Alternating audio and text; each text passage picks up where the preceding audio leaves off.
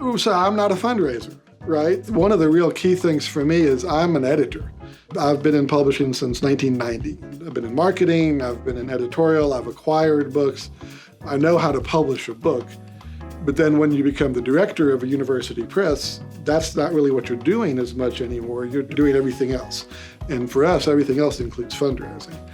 CFM has helped me learn about fundraising. Most of the people who are involved in fundraising are not professional fundraisers. So it's very useful to have the support.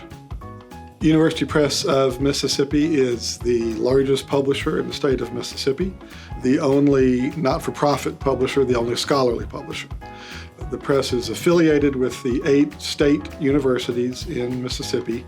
In addition to being a scholarly publisher, an academic publisher, we publish books by, for, and about the people of Mississippi. We do say that in the broadest possible terms, the press is built on African American studies and popular culture. So those are the 2 main pillars of the press, and then you add regional studies on top of that, Mississippi, Louisiana, and the Gulf South more generally. The other important thing about the press is that we have a board of directors that's drawn from the 8 universities. Our focus is always going to be Mississippi first. Our mission is statewide, our mission is local. And so whether that's Jackson or Pascagoula or wherever, we're trying to connect to and be part of those communities. And so we need their support. About a decade ago, the press had an endowment, but the funds were located in such a way that it was difficult for us to really make use of the funds, but also fundraising was more difficult than it needed to be.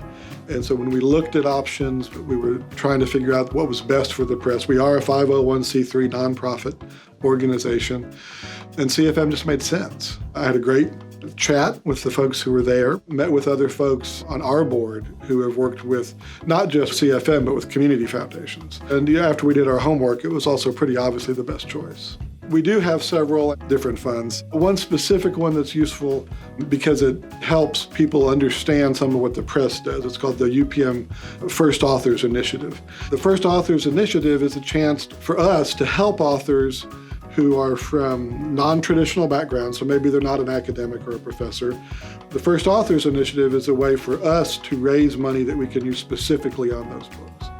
So it's part of our mission. It really makes a lot of sense with Mississippi because Mississippi is going to get overlooked, right? If the only books that are being published are coming from the East Coast or the West Coast, then Mississippi's not going to get the attention it needs. Not that long ago, we started a new fund on Mississippi's natural heritage. So that's one that's going to be built so that we can do more books on outdoors, on Mississippi topics. We're trying to come up with ways to have targeted funds at the CFM in addition to our larger endowment. 14% of our budget comes from the universities, which means 86% of it we have to raise ourselves. The majority of that is through book sales, but we have to have other kinds of funds. We have to have fundraising efforts to bridge the gap. We have to operate independently most of the time. And that's where CFM really comes into play because it allows us more effectively to be independent because otherwise we don't stay in business. The endowment matters because we are exposed to downturns in the economy just like anyone else. My budget depends upon book sales. Well, if there's a general recession, book sales go down. If the universities are experiencing financial difficulties of any kind, then that support might go down. So the endowment in part is there in case of trouble, right? It's a backstop. But then also for the very long term, and this is what I really want to focus on right now, it allows growth. Because if you get the endowment to a point where you can take, say, 4% out of it on an annual basis, that 4% becomes something that you can really use for things like the First Authors Initiative or for a special project. It's that emergency fund that you hope you don't ever have to use, but it also allows the organization to be stable because those funds aren't going to be taken away from you either by the marketplace or some other outside force. When you talk about the future for the press, it means remaining part of our Mississippi community.